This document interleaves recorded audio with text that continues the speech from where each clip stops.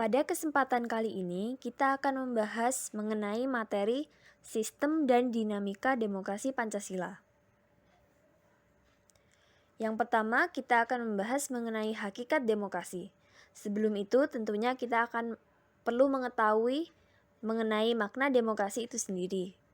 Kata demokrasi berasal dari dua kata dalam bahasa Yunani, yaitu demos yang berarti rakyat dan kratos yang berarti pemerintahan. Apabila digabung, maka artinya adalah pemerintahan rakyat. Menurut KBBI itu sendiri, demokrasi merupakan istilah politik yang berarti pemerintahan rakyat. Hal tersebut dapat diartikan bahwa dalam sebuah negara demokrasi, kekuasaan tertinggi berada di tangan rakyat dan dijalankan langsung oleh rakyat atau wakil-wakil yang mereka pilih di bawah sistem pemilihan bebas. Kemudian, demokrasi dapat diklasifikasikan berdasarkan beberapa hal. Berdasarkan titik berat perhatiannya, demokrasi dapat dibagi menjadi 3, yaitu demokrasi formal, demokrasi material, dan demokrasi gabungan. Berdasarkan ideologi, demokrasi dapat dibagi menjadi 2, yaitu demokrasi konstitusional atau liberal, dan demokrasi rakyat atau proletar. Berdasarkan proses penyaluran kehendak rakyat, demokrasi juga dapat dibagi menjadi 2, yaitu demokrasi langsung dan demokrasi tidak langsung. Selanjutnya, kita akan membahas mengenai prinsip-prinsip demokrasi. Demokrasi sebagai sistem politik yang saat ini dianut oleh banyak negara di dunia, tentunya mempunyai prinsip-prinsip yang berbeda dengan sistem lainnya. Berdasarkan Henry B. Mayo, ada prinsip-prinsip tersebut sebagai berikut. Pertama, menyelesaikan perselisihan dengan damai dan secara lembaga. Kedua, menjamin terselenggaranya perubahan secara damai dalam suatu masyarakat yang sedang berubah. Ketiga, menyelenggarakan pergantian pimpinan secara teratur. Keempat, membatasi pemakaian kekerasan sampai minimum. Kelima, mengakui serta menganggap wajar adanya keanekaragaman. Dan keenam, menjamin tegaknya keadilan. Ada pula pendapat lain menurut Alamudi, yaitu sebagai berikut. Pertama, kedaulatan rakyat. Kedua, pemerintahan berdasarkan persetujuan yang diperintah. Ketiga, kekuasaan mayoritas. Keempat, hak-hak minoritas. Kelima, jaminan hak-hak asasi manusia. Keenam, pemilihan yang bebas dan jujur. Ketujuh, persamaan di depan hukum. Kedelapan, proses hukum yang wajar. Kesembilan, pluralisme sosial, ekonomi, dan politik. Dan terakhir, nilai-nilai toleransi, pragmatisme, kerjasama, dan mufakat.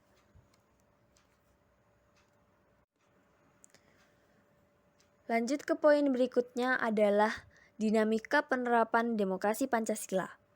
Pada hakikatnya, rumusan demokrasi Pancasila itu tercantum dalam sila keempat Pancasila yang berbunyi kerakyatan yang dipimpin oleh hikmat kebijaksanaan dalam permusyawaratan perwakilan.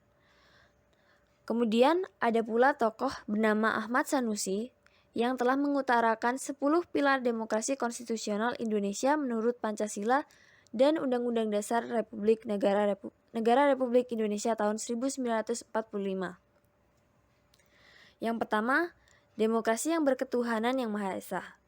Yang kedua, demokrasi dengan kecerdasan. Ketiga, demokrasi yang berkedaulatan rakyat. Keempat, demokrasi dengan rule of law. Kelima, demokrasi dengan pemisahan kekuasaan. Keenam, demokrasi dengan hak asasi manusia. Ketujuh, demokrasi dengan pengadilan yang merdeka. 8. Demokrasi dengan otonomi daerah. 9. Demokrasi dengan kemakmuran. Dan 10. Demokrasi yang berkeadilan sosial. Seiring berkembangnya zaman, demokrasi Pancasila juga mengalami perkembangan. Berikut periodisasi perkembangan demokrasi Pancasila. Perkembangan demokrasi pada masa revolusi kemerdekaan yang dimulai sejak tahun 1945 hingga tahun 1950. Kemudian dilanjutkan dengan perkembangan demokrasi parlementer yang dimulai sejak tahun 1950 hingga tahun 1959. Lanjut juga dengan masa demokrasi terpimpin yang dimulai sejak tahun 1959 hingga tahun 1966. Pelaksanaan demokrasi Orde Baru yang dimulai sejak tahun 1966 hingga tahun 1998. Dan yang terakhir, pelaksanaan demokrasi Orde Reformasi yang dimulai sejak tahun 1998 hingga saat ini. Poin berikutnya adalah membangun kehidupan yang demokratis di Indonesia. Pada hakikatnya, sebuah negara yang dapat disebut sebagai negara yang demokratis, yakni apabila dalam pemerintahan tersebut rakyat memiliki persamaan di depan hukum. Maksudnya memiliki kesempatan untuk berpartisipasi dalam pembuatan keputusan dan juga memperoleh pendapatan yang layak karena terjadi distribusi pendapatan yang adil, serta memiliki kebebasan yang bertanggung jawab. Untuk menjalankan kehidupan demokratis, kita bisa memulainya dengan menampilkan beberapa prinsip di bawah ini dalam kehidupan kita sehari-hari.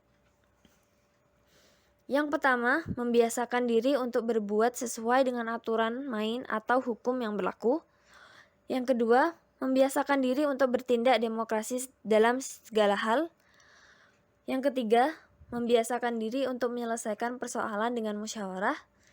Yang keempat, membiasakan diri untuk mengadakan perubahan secara damai dan tidak menggunakan kekerasan.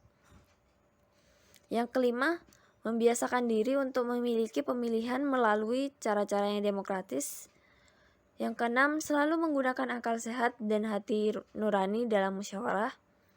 Ketujuh, selalu mempertanggungjawabkan hasil keputusan musyawarah kepada Tuhan Yang Maha Esa, masyarakat, bangsa, dan negara yang bahkan diri sendiri. 8. Menuntut hak setelah melaksanakan kewajiban. 9. Menggunakan kebebasan dengan rasa tanggung jawab. 10. Menghormati hak orang lain dan dalam menyampaikan pendapat. Dan terakhir, membiasakan diri memberikan kritik yang bersifat membangun. Sekian dari kami. Mohon maaf apabila ada kekurangan atau ada salah kata. Assalamualaikum warahmatullahi wabarakatuh.